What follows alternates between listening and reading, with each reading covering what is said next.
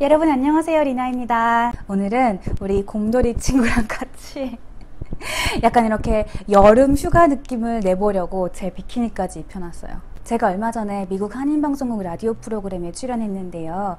그때 출연했던 방송을 제 채널에 올렸었어요. 그 업로드를 제외하면 제가 영상을 올린 지 벌써 한 달도 훨씬 넘었죠. 그런데 여러분, 그렇게 기다린 보람이 있습니다. 여러분, 제가 드디어 취업을 했습니다. 제가 미국에 이민을 온 거는 2019년 5월인데요. 그 SSN, 그러니까 소셜 세큐리티 넘버를 올해 1월 말에 받았어요. 이게 우리나라로 치면은 주민등록번호 같은 그런 건가? 저도 솔직히 잘 몰라요. 근데 아무튼 그 번호를 발급을 받아야 정식으로 취업을 할 수가 있거든요. 그러니까 2, 3, 4, 5, 6 5개월 지나고 6개월 만에 취업을 한 거죠. 대견한 나. 그동안 정말 많은 회사에 제가 이력서를 보냈는데 가장 처음으로 지원했던 데가 이민비자 전문으로 하는 개인 변호사 사무실에서 서류 통번역이랑 그 밖에 사무보조하는 포지션을 되게 많이 지원했어요. 그거를 거의 한 5개 정도 지원했던 것 같아요. 그 다음에 세포라 지원했고, 넷플릭스 지원했고, 게임 회사 넥슨 지원하고, 파소나라고 하는 일본계 인사 서비스 회사 지원했고, 세컨 스트레이트라고 하는 일본계 의류회사 지원했었고, 반다이라고 하는 장난감 회사 지원했었고, 그리고 마트에 지원했고, 그리고 마지막으로 제가 입사하게 된 NHN 글로벌에 지원했습니다. NHN이 한국에서는 뭐 게임이나 웹툰, 뭐 결제 서비스 이런 걸로 많이 알려져 있잖아요. 근데 미국에서는 의류 사업도 하고 있거든요. 패션고 그리고 LA 쇼룸 이렇게 두 가지 의류 사업체가 있는데 저는 패션고에 입사하게 됐어요. 입사한 지 아직 일주일밖에 안 됐기 때문에 회사에 대해서 이런저런 이야기를 하는 게 아직 조금 조심스럽거든요. 코디네이터 업무를 하고 있다고만 말씀드릴게요. 제가 일본에서 5년 동안 근무했을 때도 유니클로에서 코디네이터였었거든요. 유니클로에서는 제가 통역 코디네이터였었어요. 통역 의뢰가 들어오는 어떤 미디어 이벤트라든지 국제회의가 있을 때에 이 안건에 가장 적합한 통역사를 제가 선별하고 섭외해서 스케줄 관리를 하는 그런 업무였어요. 전 경력이 같은 의류업계이기도 하고 코디네이터로서 경력이 4년 정도 있으니까 그게 이번 NHN 취업에도 많이 도움이 됐던 것 같아요. 제가 5개월 동안 미국에서 취업 준비를 하면서 면접은 어떻게 준비했고 이력서는 어떻게 썼는지 보여드리도록 할게요.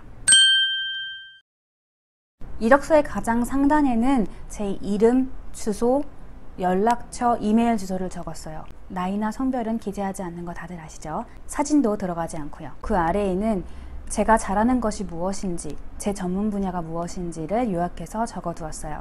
그 아래에는 대학 전공과 졸업 시기를 적었습니다. 그 아래, 여기부터가 진짜 중요한 부분이 되겠죠. 이제까지의 업무 경력을 가장 최근 것부터 적어 나갑니다. 회사명과 자신의 직책, 입사 시기, 퇴사 시기를 적고 구체적인 업무 내용, 그리고 그 업무 중에서 자신이 이루어낸 성과를 적습니다. 그리고 그 아래에는 인턴 경험이나 자격증이 있으신 분들은 적으시면 될 텐데, 근데 저 같은 경우는 인턴 경험도 없고 공모전 경험도 없고 자격증도 외국어 자격증밖에 없거든요. 그래서 최대한 뭐라도 써보려고 이 스킬이라는 란을 나름대로 만들어 봤습니다. 보시면 아시겠듯이 하나만한 이야기들을 적어놨죠. 제가 했던 면접 준비도 다른 분들과 크게 다르지 않아요. 예상 질문과 그 답변들 미리 생각해보고 입에 익을 때까지 소리내서 연습해보는 거죠. 제가 연습했던 예상 질문들이 어떤 것들이 있었는지 하나씩 볼게요. 제가 저만의 특별한 예상 질문들을 가지고 있는 건 아니에요, 사실. 링크드인이나 인디드 사이트 들어가면 면접자들을 위한 노하우 공유 이런 글들이 있더라고요. 그 인터넷에 돌고 도는 그 수많은 정보들 중에서 실제로 면접 준비하는 데 도움이 되었다 라고 느끼는 몇 가지들만 소개시켜 드리도록 할게요. 우선 자기소개부터 시작이 되겠죠. 제가 한국에서 면접을 봤던 게 이미 10년이 지났으니까 그때 10년 전의 기억을 가지고 비교하는 건 좀 그렇지만 한국에서 취업 준비를 했을 때는 자기소개를 준비할 때 광고 카피의 캐치프레이즈처럼 되게 멋들어진 첫 문장으로 시작해서 나는 이 회사에서 내 꿈을 펼치리라 약간 뭔가 거창한 자기소개를 해서 눈길을 끌어야 되는 그런 부담감이 있었는데 여기서는 그냥 드라이하게 정말 정보만 전달하는 그런 자기소개를 원하더라고요. 그러니까 예를 들면 전공은 뭐였고 미국에는 왜 왔고 그리고 지난 경력들을 그냥 간단히 나열해봐라 이런 식으로. 그리고 그 다음으로는요, 앞서 방금 자기소개에서 그냥 간단히 간추려서 나열하는 식으로 지난 경력을 소개했잖아요. 그 몇 가지 중에서 면접관이 특히 좀 더 자세하게 이야기를 듣고 싶어하는 경력이 있다면 그걸 구체적으로 이야기를 했어요. 예를 들어 저 같은 경우에 뭐 처음 자기소개에서 뭐 유니클로 본사에서는 통역 코디네이터였고, 유니클로 매장에서는 부매니저였고, 하나건설에서는 뭐 이런 일을 했다, 이렇게 얘기를 했을 때 면접관 측에서 뭐 통역 코디네이터라고 말했는데 구체적으로 어떤 업무였니? 혹은 뭐 매장에서 부매니저로서 어떤 업무를 구체적으로 했니? 라고 꼭 다시 물어보더라고요. 그러면 각 직책에서의 내 업무 역할과 내가 이루어낸 성과들, 뭐 이런 걸 얘기하면 되겠죠. 그 다음으로는 뭐 나 스스로 생각하는 나의 강점과 약점, 뭐 이것도 준비는 했는데 이 질문을 했던 회사는 일본계 회사 딱 한 군데밖에 없었어요. 그리고 그 다음 열이면 열, 면접에서 꼭 질문을 받았던 정말 중요한 질문인데요. 왜 이 포지션에 지원했는지, 그러니까 왜 이 회사에 지원했는지가 아니고 왜 이 업무를 하고 싶은지를 물어보시는 질문을 꼭 받았어요. 제 기억이 맞다면 한국에서 신입사원 취업 준비를 할 때는 기업 조사를 되게 많이 했었어요. 각 기업의 비전이라든지 뭐 사훈이라든지 혹은 성장 추이, 우리 회사 10개명 막 이런 거 있잖아요. 이런 기업 조사를 굉장히 많이 했었어야 됐고 실제로 그런 질문들을 받았었는데 여기 미국에서 경력직 이직 준비를 할 때는 그런 기업 조사는 전혀 필요 없더라고요. 다만 제가 지원하고 있는 지금 이 자리가 어떤 업무를 하고 어떤 능력을 필요로 하는 포지션인지 잘 이해하고서 지금 지원하는 건지 그걸 확인하려고 하는 질문은 꼭 하시더라고요. 그래서 저 같은 경우에는 이 질문에 대한 답변을 어떻게 준비했냐면요. 내가 장래에 이루고자 하는 목표가 있는데 그것이 이 업무의 내용과 부합한다 라는 것을 강조하는 식으로 답변을 준비했어요.